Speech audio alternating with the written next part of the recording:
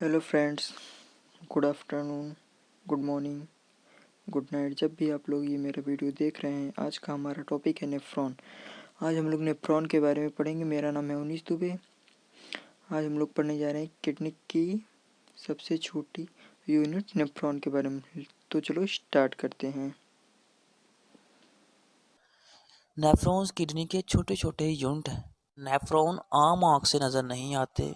आप स्ट्रक्चर में देख सकते हैं कि येलो कलर के ट्यूब लाइक स्ट्रक्चर आपको किडनी के अंदर नज़र आ रही है, वो नेफ्रॉन्स। अब हम नेफ्रॉन की डेफिनेशन को स्टडी करते हैं। Nephron is structural and functional unit of kidney is called nephron. Nephron की डेफिनेशन सेम सेल की डेफिनेशन की तरह है। आगे हमने किडनी की स्ट्रक्चर को स्टडी करते हैं। किडनी की शक्ल लोबिया के बीज की तरह मिलती है। किडनी का वेट 120 ग्राम होता है। किडनी का साइज 10 सेंटीमीटर होता है। की चौड़ाई 5 सेंटीमीटर होती है और किडनी का डायमीटर 4 सेंटीमीटर होता है। ये चीज़ें आपने एमसीक्यू के लिए याद रखनी है। हम माइक्रोस्कोप के अंदर किडनी की स्ट्रक्चर को स्टडी करें तो किडनी के दो हिस्से होते हैं। सबसे ब्राउनी हिस्सा या बाहर वाला हिस्सा, उसको कॉर्टेक्स कहते हैं, जिसका कलर कम रेड होता है, कम गहरा होता है। और किडनी के अंदरूनी हिस्से को मेडुला कहते हैं, जो कि ज़्यादा गहरा होता है, जिसका कलर ज़्यादा रेड होता है। आगे हमने नेफ्रॉन्स की क्लासिफिकेशन को स्टडी करना है। नेफ्रॉन्स को रेनल कार्पसल की बेस पर क्लासिफिकेशन करते हैं या नेफ्रॉन्स के लूप ऑफ हेनले की बेस पर क्लासिफिकेशन करते हैं। नेफ्रॉन्स की दो टाइप हैं। सबसे पहली टाइप है कॉर्टिकल नेफ्रॉन। कॉर्टिकल नेफ्रॉन वो नेफ्रॉन है जिसका रेनल कार्पसल रीजन किडनी के कॉर्टेक्स रीजन में पाया जाता है। कॉर्टिकल नेफ्रॉन का लूप ऑफ हेनले रीजन थोड़ा सा मेडुला रीजन में पाया जाता है। नेफ्रॉन्स की नेक्स्ट जो टाइप है वो है जैक्स्ट्रा मेडुलरी। जैक्स्ट्रा मेडुलरी वो नेफ्रॉन्स हैं जिनका रेनल कार्पसल रीजन किडनी के इनर कॉर्टेक्स रीजन में होता है और इनका जो लूप ऑफ हेनले है वो मेडुला रीजन में गहराई तक जाता है। ये 20% किडनी में पाए जाते हैं, लेकिन जो दूसरे नेफ्रॉन है कॉर्टिकल नेफ्रॉन 80% किडनी में पाए जाते हैं। आगे हमने नेफ्रॉन्स की स्ट्रक्चर को स्टडी करना है। नेफ्रॉन्स के दो हिस्से होते हैं। सबसे पहले हिस्से को रेनल कॉर्पसल कहते हैं या मेलफेजियन कॉर्पसल कहते हैं। ये एक एंड से ब्लाइंड होता है, इसलिए इसे रेनल कॉर्पसल कहते हैं। इसकी डेफिनेशन इस तरह होगी: blind end of nephrons is called renal corpuscle. Corpuscle filtration में हेल्प करता है। ये पहला स्टेप है जहाँ से यूरिन फॉर्मेशन स्टार्ट होती है। रेनल कैप्सूल के दो हिस्से होते हैं। सबसे पहला हिस्सा बोमन कैप्सूल है। ये कप शेप लाइक स्ट्रक्चर है। ये एक एंड से ब्लाइंड होता है। रेनल कार्पसूल का दूसरा हिस्सा ग्लोमेरुलस है। ये ब्लड वेसल का गुच्छा होता है जो कि बोमन कैप्सूल के अंदर होता है। आपको रेड कलर में गुच्छा नज़र आ रहा है ब्लड वेसल का, ये ग्लोमेरुलस है। आगे हमने नेफ्रॉन्स के दूसरे हिस्से रेनल ट्यूब्यूल्स को स्टडी करना है। रेनल ट्यूब्यूल्स के 4 हिस्से होते हैं। सबसे पहला हिस्सा जो कि येलो कलर में आपको ट्यूब्यूल नज़र आ रही है वो है प्रोक्सिमल कन्वोल्यूटेड ट्यूब्यूल्स। इसके आगे ब्लू कलर में आपको जो ट्यूब्यूल्स यू शेप में नज़र आ रही है वो है loop of Henle. U shape tube के आगे कन्वोल्यूटेड ट्यूब्यूल्स होती हैं, बालदार ट्यूब्यूल्स होती हैं, जिन्हें डिस्टल कन्वोल्यूटेड ट्यूब्यूल्स कहते हैं।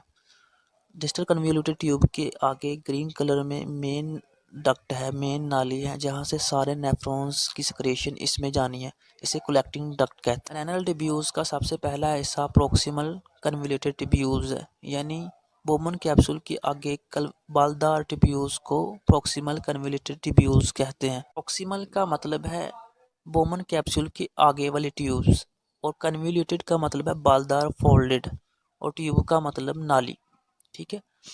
प्रोक्सिमल ट्यूब्यूल्स के आगे यू शेप ट्यूब्यूल है जिसे लूप ऑफ हेनले कहते हैं। लूप ऑफ हेनले दो तरह की ट्यूब पर मुश्तमिल होती है। सबसे पहले ट्यूब है डिसेंडिंग ट्यूब और दूसरी ट्यूब है असेंडिंग ट्यूब। डिसेंडिंग ट्यूब का काम होता है यूरिन को नीचे की तरफ लेके जाना और असेंडिंग ट्यूब का मकसद होता है यूरिन को ऊपर की तरफ लेके जाना।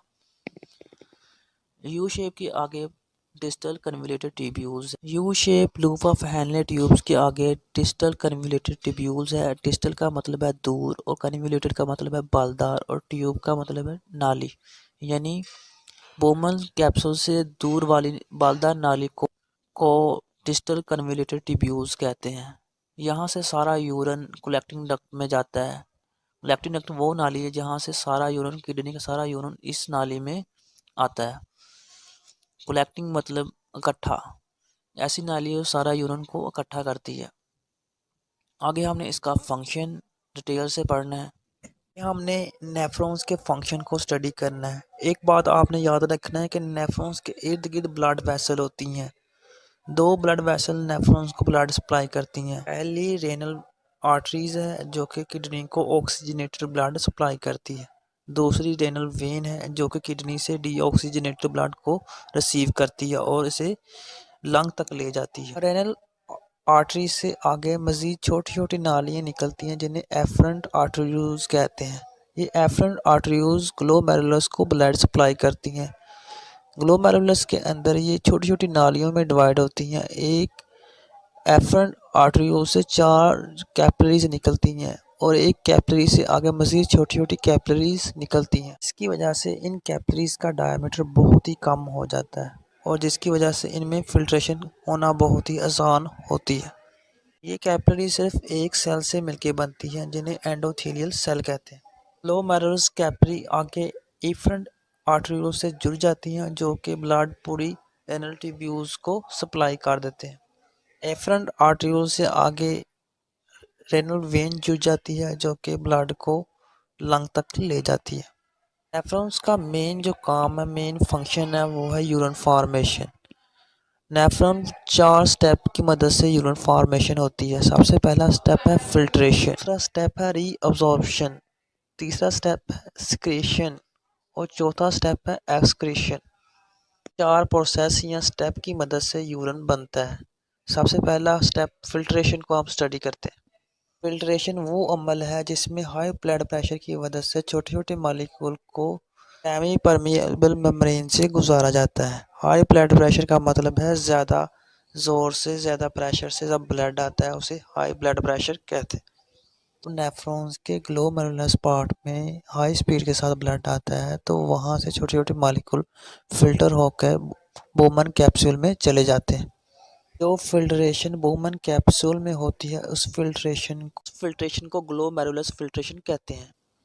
इस प्रेशर की मदद से ये फिल्ट्रेशन हो रही है, उस प्रेशर को प्रेशर फिल्ट्रेशन कहते हैं।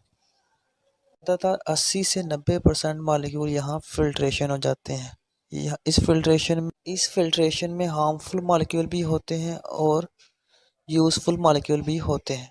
यूज़फुल मॉलिक्यूल होते हैं उन्हें आगे कन्वोल्यूटेड ट्यूब या लूप ऑफ हेनले में रीअब्जॉर्ब कर लेते हैं। आगे आपने स्टडी करना है कि फिल्ट्रेशन होती क्यों है। फिल्ट्रेशन होने की 2 वजह है, एक हाई ब्लड प्रेशर और दूसरी वजह इन कैपिलरीज के अंदर छोटे छोटे पोर होते हैं। आपको पीछे भी बताया है कि ये कैपिलरीज आगे छोटी छोटी कैपिलरीज में डिवाइड होती हैं जिनकी वजह से इनका डायमीटर कम हो जाता है, जिसकी वजह से इनके अंदर छोटे छोटे पोर बन जाते हैं। अगर हम छोटे से रेनल कार्पसूल के छोटे से हिस्से को जूम करें तो आप देख सकते हैं कि इनके अंदर छोटे छोटे पोर हैं।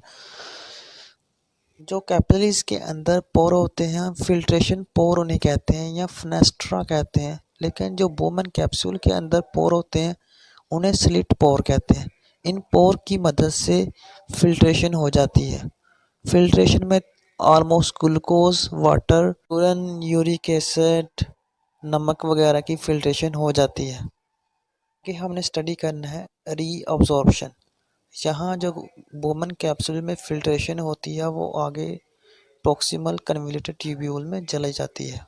प्रॉक्सिमल कन्वोल्यूटेड ट्यूब्यूल्स में वो मॉलिक्यूल दोबारा रीअब्जॉर्ब कर लेते हैं जो हमारी बॉडी के लिए यूज़फुल है, जैसे ग्लूकोज, वाटर, नमक वगैरह। जो वेस्टफुल मॉलिक्यूल हैं जैसे यूरिन, यूरिक एसिड वगैरह वो आगे U shape loop of Henle में चले जाते हैं।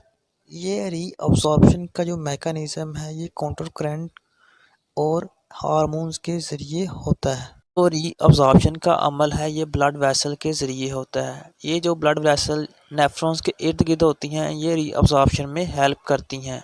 ये जो यूज़फुल सब्सटेंस नेफ्रॉन्स में होते हैं वो खुद ब खुद ही ऑस्मोसिस या डिफ्यूज़न के ज़रिए ब्लड वेसल में चले जाते हैं। कन्वोल्यूटेड ट्यूब्यूल्स में ऑलमोस्ट यूरिन बन चुका होता है, यानी इनमें ज़्यादातर वेस्ट सब्सटेंस होती हैं। अगर कुछ यूज़फुल सब्सटेंस रह गई हैं वो आगे लूप ऑफ हेनले या डिस्टल कन्वोल्यूटेड ट्यूब्यूल्स में जज़ब कर लेते हैं। लूप ऑफ हेनले की दो ट्यूब्स होती हैं, डिसेंडिंग लूप और असेंडिंग लूप। असेंडिंग लूप में पानी की रीअब्जॉर्प्शन होती है। ये रीअब्जॉर्प्शन यू शेप लूप से ब्लड वेसल में होती है और असेंडिंग लूप में सोडियम क्लोरीन की एक्टिव ट्रांसपोर्ट के ज़रिए रीअब्जॉर्प्शन होती है। आगे यूरिन डिस्टल कन्वोल्यूटेड ट्यूब्यूल्स में चला जाता है। डिस्टल कन्वोल्यूटेड ट्यूब्यूल्स में दोबारा ग्लूकोज वाटर वगैरह की रीअब्जॉर्प्शन होती है और आगे यूरिन कलेक्टिंग डक्ट में जाता है।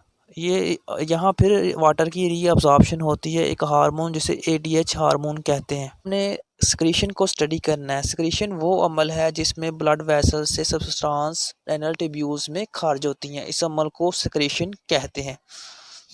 उसके गिर्द जो ब्लड वेसल होती हैं वो सिक्रीशन में हेल्प करती हैं, जैसे कि प्रॉक्सिमल कन्वोल्यूटेड ट्यूब्यूल्स के गिर्द जो ब्लड वेसल हैं वो organic compound proximal convoluted tubules में खारिज करती हैं, जैसा कि वीडियो में आप देख रहे हैं। जो डिस्टल कन्वोल्यूटेड ट्यूब्यूल्स के गिर्द ब्लड वेसल हैं वो पोटाशियम हाइड्रोजन आयंस वगैरह डिस्टल कन्वोल्यूटेड ट्यूब्यूल्स में खारिज करती हैं, जिसकी मदद से इसकी यूरिन की pH को मेंटेन करते हैं। फॉर्मेशन का स्टेप है वो एक्सक्रेशन। एक्सक्रेशन वो अमल है जिसमें नाइट्रोजन वेस्ट को यूरिन की फॉर्म में बॉडी से एलिमिनेट करते हैं, खारिज करते हैं।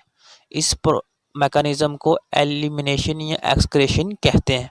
एक्सक्रेशन यानी यूरिन जो बनता है उसके अंदर पानी भी होता है, यूरिया भी होता है, यूरिक एसिड भी होता है, अमोनिया भी होता है और कैल्शियम भी होता है, पोटाशियम वगैरह भी होता है, क्रेटिनिन भी होता है और मुख्तलिफ और भी कंपोनेंट होते हैं।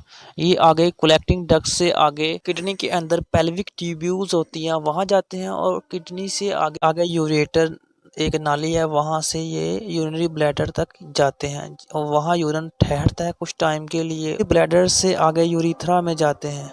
ठीक है, अगर